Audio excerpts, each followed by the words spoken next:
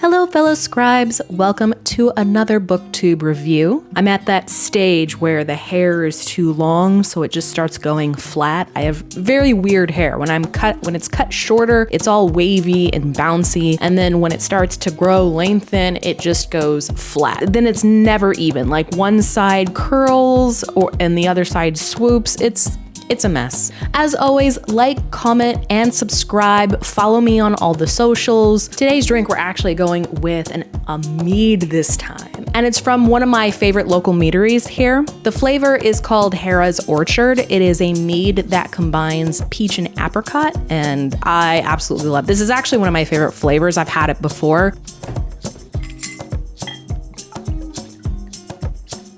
Cheers. Ooh. This one is a lot stronger than the last time I've had this one. All right, so today I'm going to be reviewing The Midnight Girls by Aliciajasinska or Jasinski. Correction, it's pronounced Jasinska. Now, this is a book I read back in March of 2022, and now I'm getting around to doing a review of it. My memory is just a tad bit fuzzy on the ones that I read a little longer ago, but I do have all the pretty tabs. And this was a book that ended up being included in the Rainbow Crate book box. It did come in with the subscription, and it's also, as always, has the awesome author name plate, the signature plate. And then this one, they gave me a cool bookmark that matches the cover, and the author gives you kind of a descriptor plate to go with it, like a special author's note to the reader who got this via the Rainbow Crate subscription box. I wanted to start getting through that collection because I have about 14 different books from Rainbow Crate. I kept getting them in and then I never read them, and I wanted to solve that issue. So without further ado, you know the drill. Let's go ahead and put up those stats on the Midnight Girls, shall we?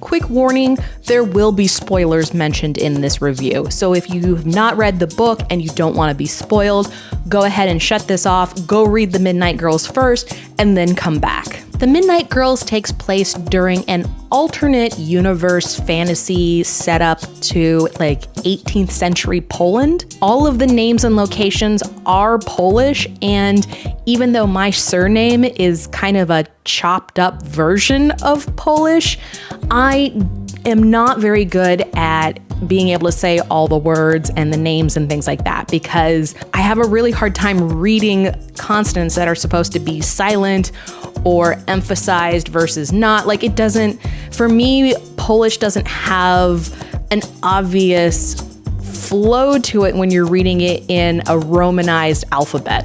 I don't know if any of that makes sense to all of you, but that's kind of where I'm coming from if you hear me struggling with how to pronounce these names. Basically, it's during the winter holiday of Karnawał, and there are 3 witches or yagas that represent the night, the midday, and the morning. Essentially, they're just called Black Yaga, Red Yaga, and White Yaga. All of them are sisters, and all of them have these servant girls that they've imbued with some of their magic to be able to go out and hunt for hearts. And not just any hearts, mind you, the hearts of princes. Now, if you're beginning to wonder if this is a hero story, it is not.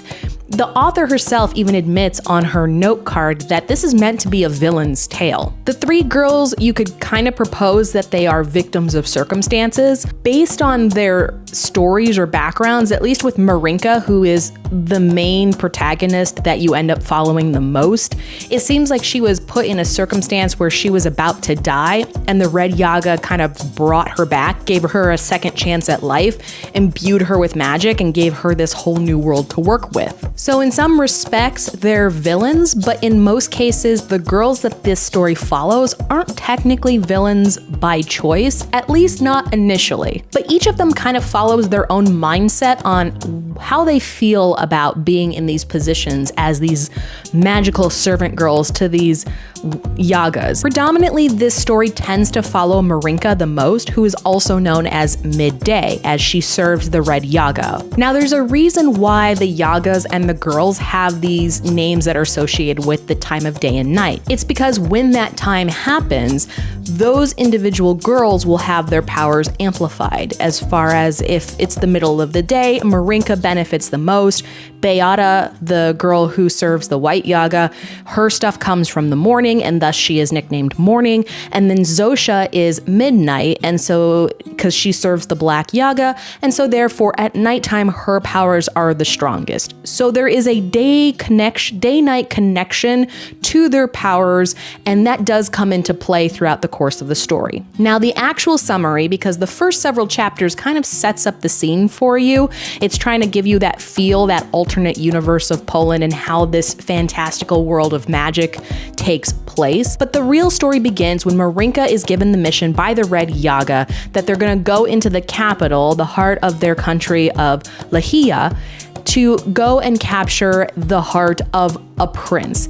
And this is not just any prince. This particular prince has the purest of hearts, meaning that once these yagas, or in this case the red yaga, consumes this prince's heart, that her power will grow exponentially compared to the heart when she consumes the hearts of other princes. At this particular point in the story, when Marynka is being handed this special mission, there's been years of back and forth between her and Zosia vying for the same prince hearts. Sometimes Marynka wins a few, and other times, most of the times, Zosia ends up winning them. So there's this competitive back and forth that goes on between those two girls in particular. Now, Beata is also in pursuit of hearts, and I think maybe she's caught one or two, but the white yaga appears to be the kinder one of the three, a little bit more laid back, if you will. But Beata's powers are no slouch either. She's actually pretty competent and she's a smart girl. So in order for the red yaga to really seal the deal on this particular prince's heart, because she doesn't want the black yaga to get this one, the white yaga and red yaga pair up, and therefore both Beata and Marynka are assigned to go get the heart. And once they get this heart, what the two yagas decide to do after the fact, who knows? I highly doubt that the red yaga is going to share with the white yaga, but that's a fight for those two, and quite frankly, that never becomes relevant in the story. And this is where our story really takes off. Now, Karnawał is kind of a big week to 2 week long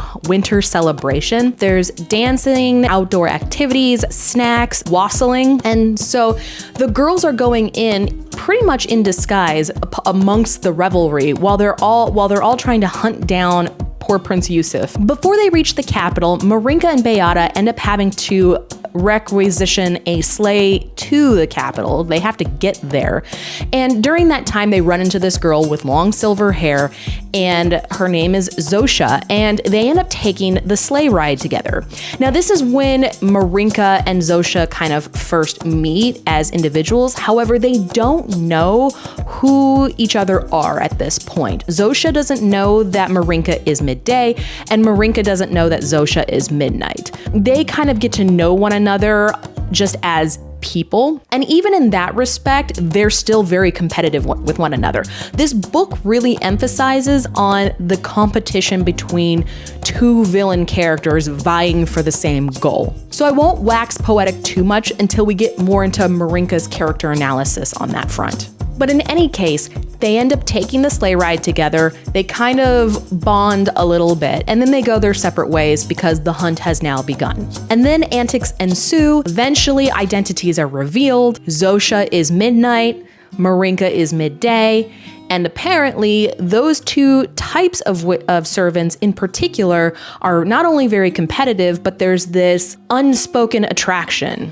Now, a little bit of background setup with this alternate universe of 18th century Poland. What's going on is that I think there's like a war behind the scenes. Keep in mind that the background setup as to why people are there is only used as a plot device. There's really not a lot that you need to pay attention to or dive too deeply in because a lot of it is just contextual. The author is just trying to set up a backdrop to give justification as to why anyone is there in the first place. Prince Yusuf actually has a very in-depth background. He is leading kind of like a rebellion. There is somewhat of a civil war of powers going on within the country and the neighboring country, or something to that degree. He has a former best friend that they have kind of a tumultuous background or a history with.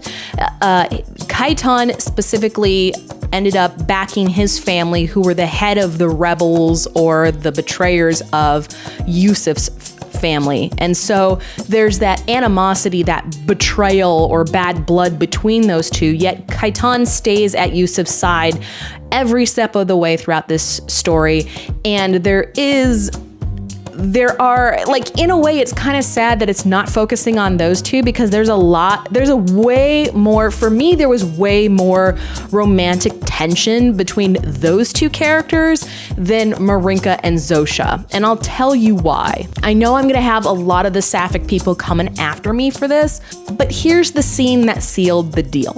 At some point, I believe it was Zosia that ends up infiltrating Yusuf's bedroom. During that time, she observes an interaction between Yusuf and Kaitan. Now, that night's Karnawał event was where you wear these enchanted masks and you just go around and you meet as many people as possible. And once you find your soulmate, the masks will melt off your face and will reveal one another. Keep in mind, Karnawał is all about matchmaking. Like, people come to this holiday event to find their soulmate, to find their match.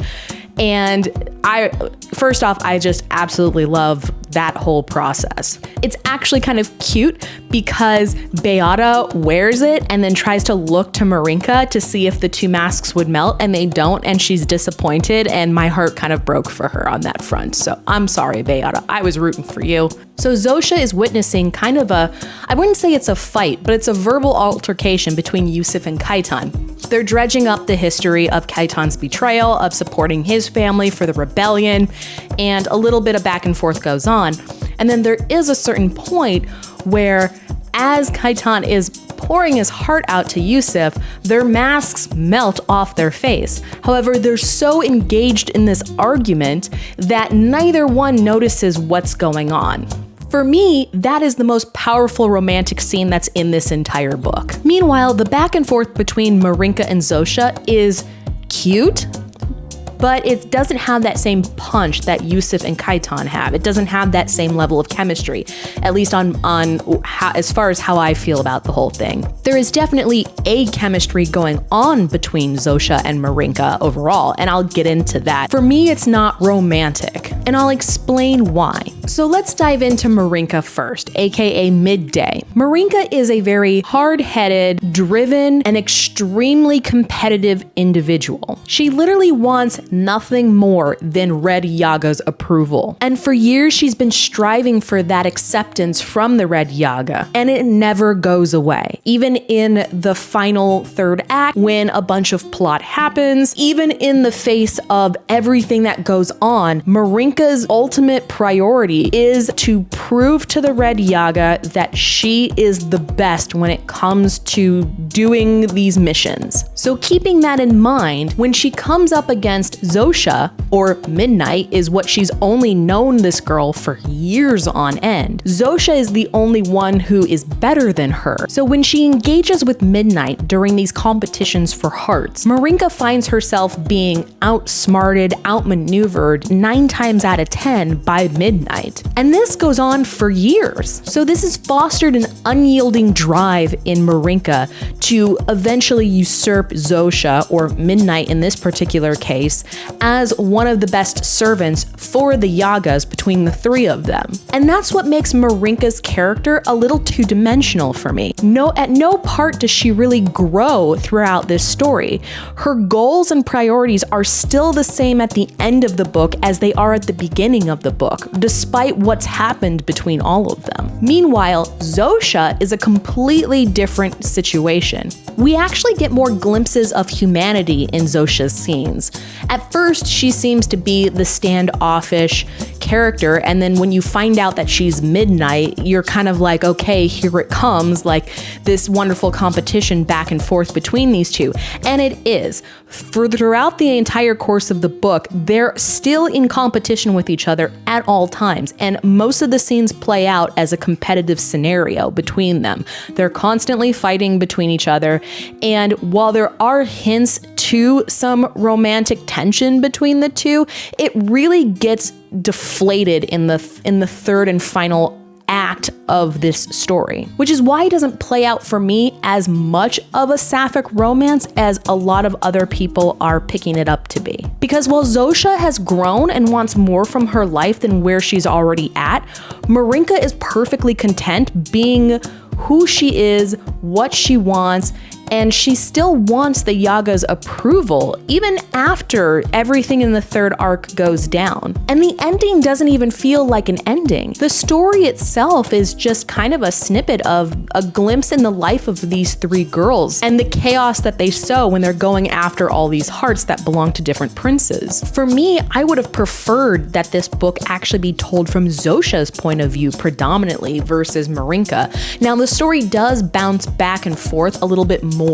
once you're getting through the halfway point of the book, and it's that back and forth competition while they're in the capital. So for me, Zosia's more compelling because then also during her arc, she finds herself working with the enemy. She finds herself working with the target essentially in order to not only overcome the challenge of dealing with Marynka, but then serving her own purposes as well. And I feel like she struggles more with living in that in-between of who she is now and where she wants to be instead. And for me, I find her to be a way more compelling and a way more mature character compared to Marynka. Now, there is this star-crossed lovers implementation in the story, but in this particular circumstance, I just don't see that. I see Zosia putting out the olive branch way more than I see Marynka. And in the end, Marynka is only attracted to her because of the competition that Zosia brings to the table. Everything else is superfluous. Marynka has no other interest in Zosia, at least not in the same capacity that Zosia has for Marynka as far as the affairs of the heart. So for that, I can't even consider this a romance because Marynka is not attracted to Zosia from a flirtatious point of view. Marynka is in love with the chase of competition, and that's it. There's nothing beyond that. And the other character that I became way more invested in near the third arc, Beata, has a lot more depth to her as well. Beata is kind of this silent killer in the whole thing. She also has a huge crush on Marynka, but unfortunately, because she's not competition to Marynka, Marynka doesn't really pay her any mind as anything beyond a good friend. Meanwhile, poor Beata harbors the deepest love and affection for Marynka, and Marynka is just not seeing it. In general, I don't really think I like Marynka. However, I do understand that Marynka's character is kind of an interesting component in the fact that Marynka is so simple that her simplicity is what drives the depths for Beata and Zosia. I definitely would have loved to see more balance between all three of them having a part in this story, as opposed to it just being mostly Marynka and then later on having it be equal measures between Marynka and Zosia. And honestly, Beata is left at the side like a third wheel, when to some degree, as she says, a lot of people pass her by or look her over, but she's the one that you need to pay the most attention to. She is a very dangerous individual. She seems very nice and she's very passive and very kind, but when the chips come down and when it's time to reveal the hand, she's actually very ruthless. She may not play her hand all the time, but when she does, it's very strategically timed, which I would venture to say makes her way more dangerous than the other two as far as powers and competitive mode. Technically, she's not as powerful as the other two, but the way she plays her hand easily ends up pulling the rug out from both of their feet at any given time when she needs to make a move. So mad respect to Beata because she deserved better in this story. Which leads us to the end of the book. as I've mentioned before, this book doesn't really come to an ending. The events at Karnawał come to a conclusion, but the concluding chapter kind of takes a laissez-faire attitude as far as its business as usual, and it doesn't answer a lot of the questions. And this is going to be spoilerific, so spoiler alert, okay?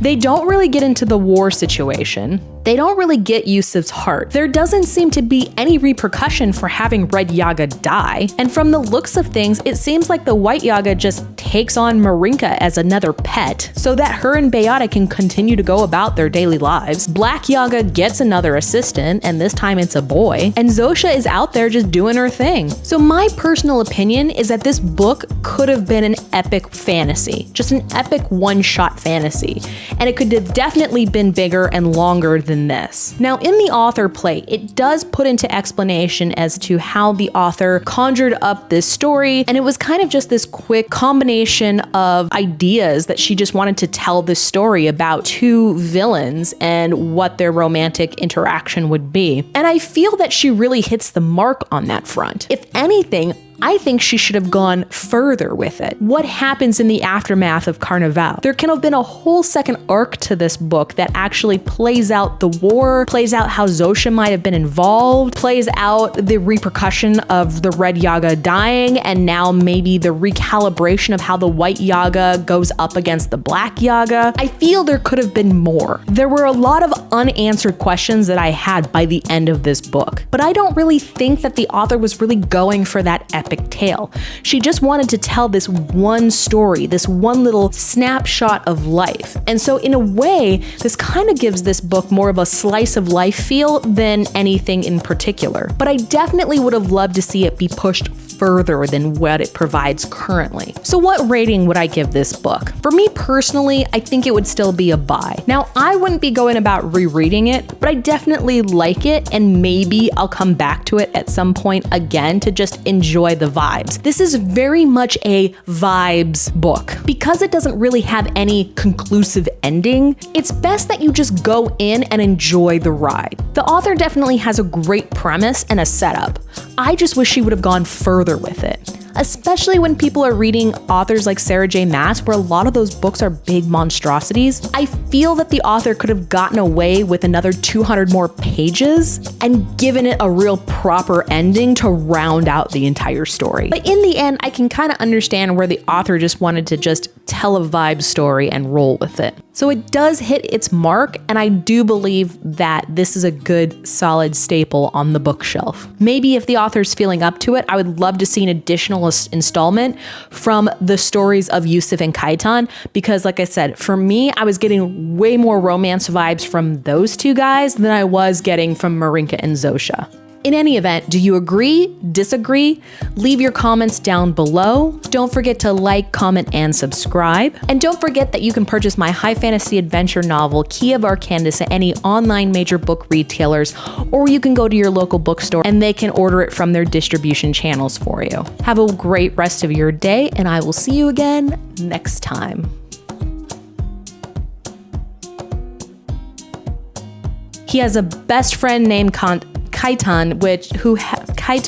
he has a former best friend Kaitan who have a tumultuous back. These names are causing me to trip up my train of thought.